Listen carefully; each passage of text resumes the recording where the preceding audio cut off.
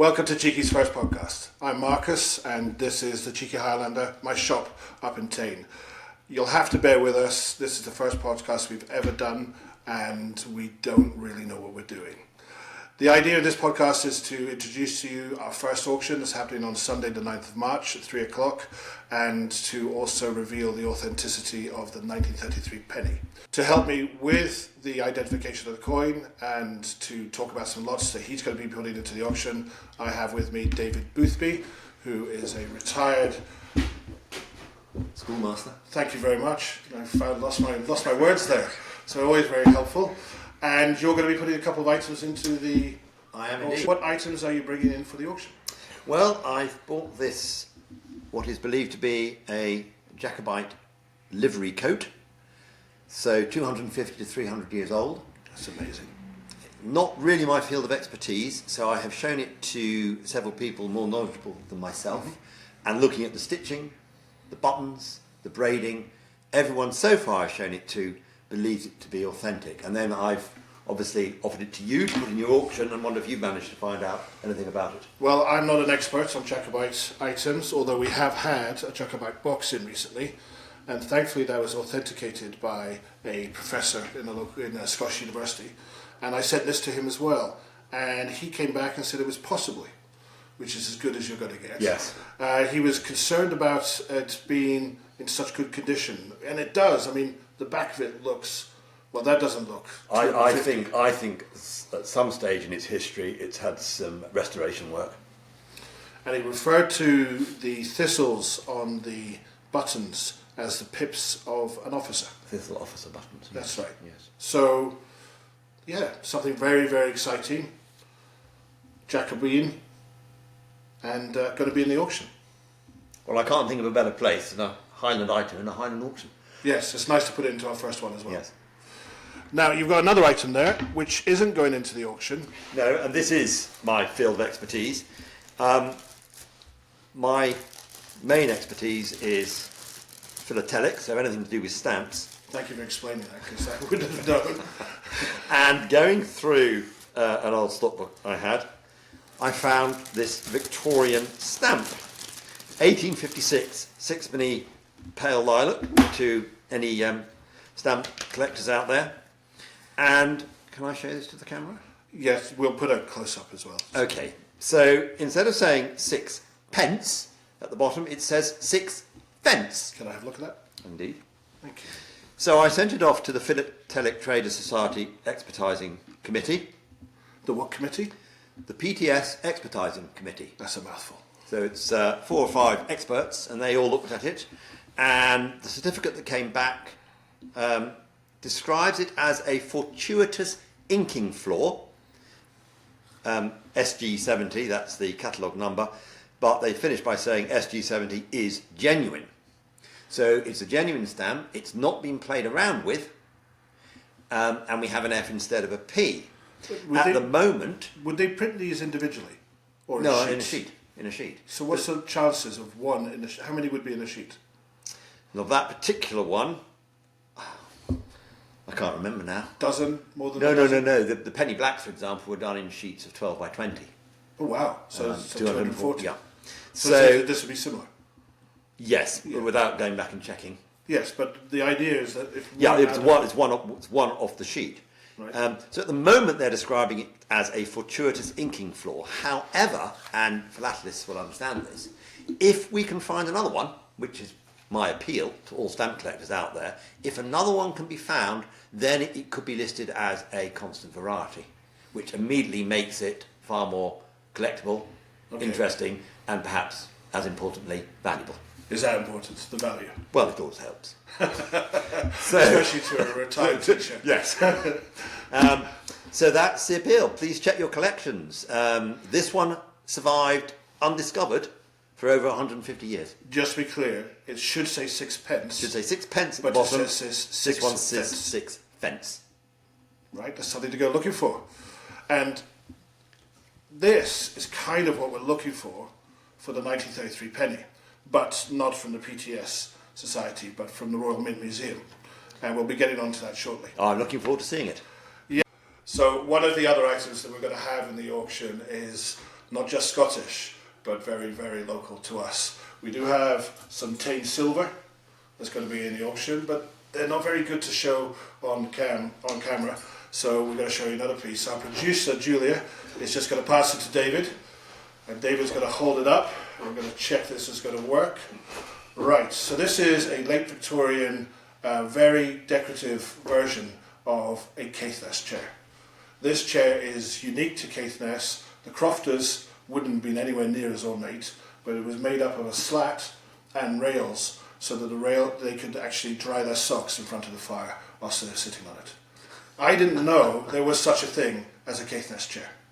Did you? Fascinating. No. So I'm delighted that we have one in, and there's a gentleman in Strathpeffer who's put this into the auction, so thank you very much indeed, Martin. Much obliged. But yeah, it's pretty. It's not, Bonhams Nice sell piece. these. They can go up to £300. So we'll see how it does in auction. Excellent. Thank you. Yeah.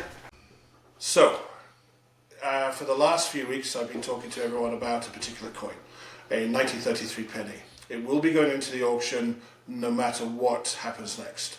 It belongs to an individual who is very, very close to me.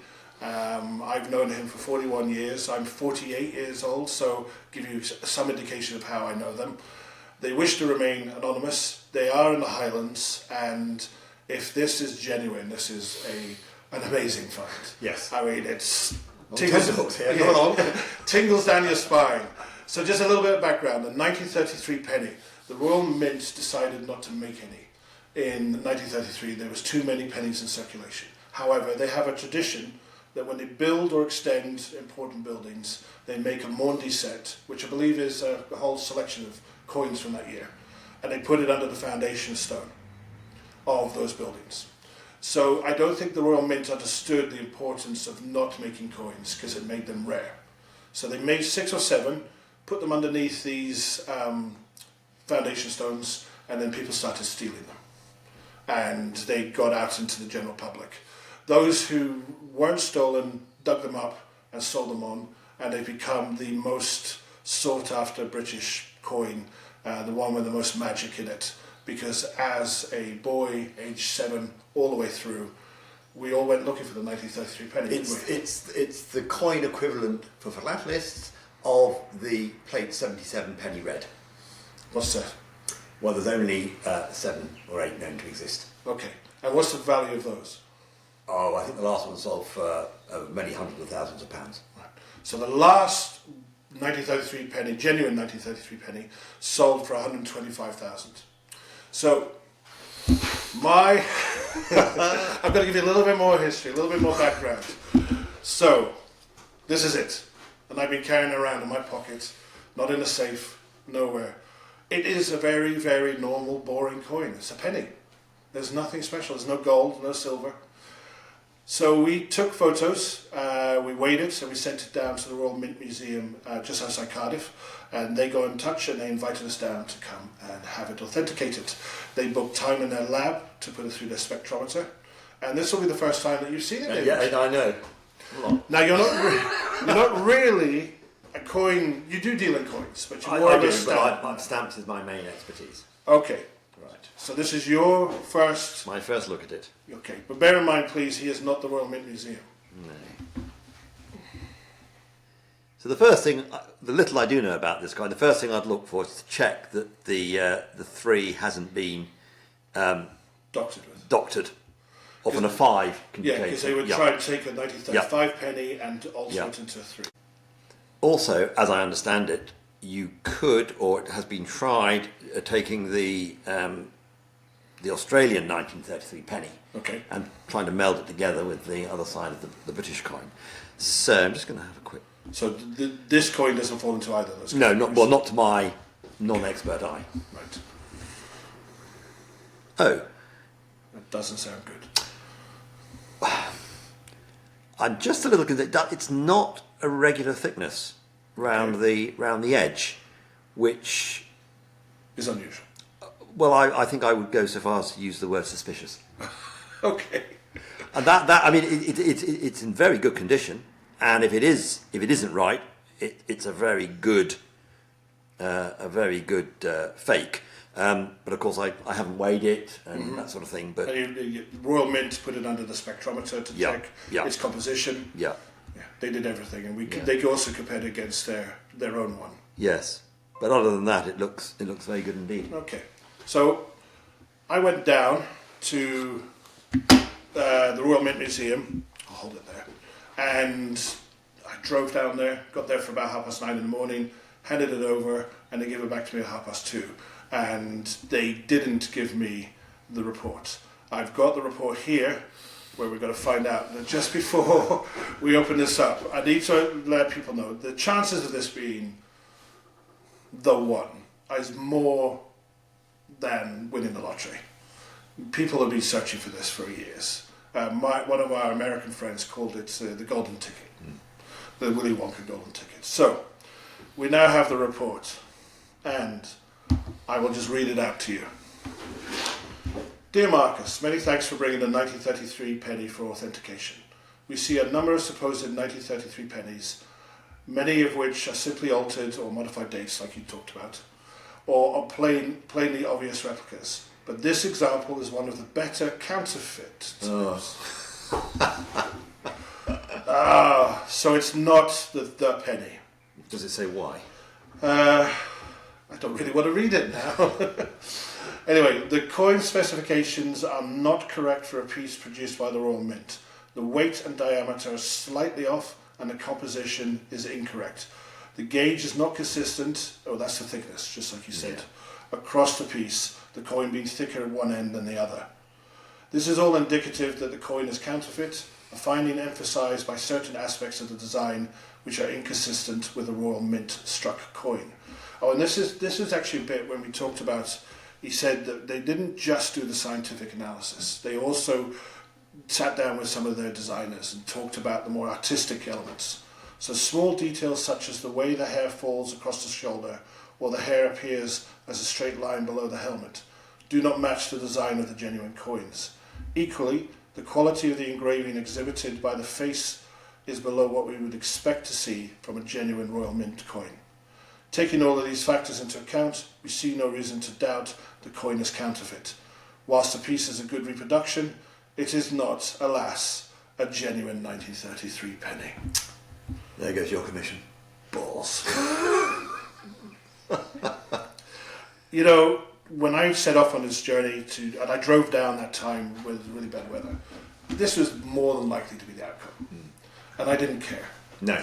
As we try to say to people, it's about the hunt for treasure. That's almost as exciting. Yes.